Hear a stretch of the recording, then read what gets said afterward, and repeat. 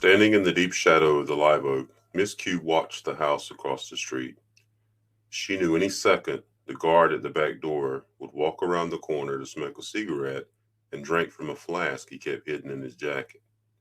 She also knew it would be lights out in the house. That's when she would make her move.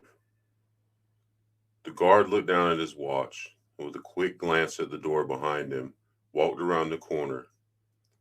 Like clockwork, the lights went dark.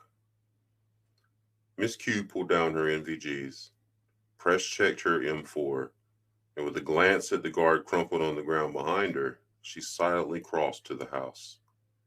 Pressing herself against the wall, she crept toward the corner of the house.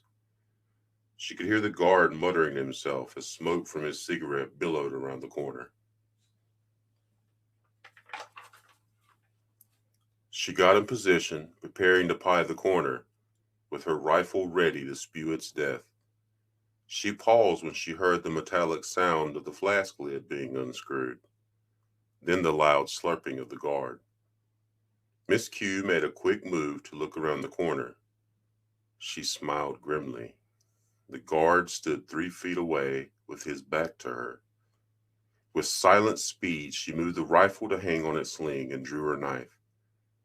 The guard threw back his head for another pull on the flask. Mid-swallow, Miss Q's blade flashed across his neck, biting deeply. The guard jerked and turned around, both hands around his neck, the flask flopping to the ground.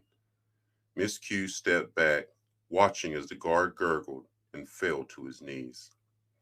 She kicked him hard in the chest and he flew back to the ground.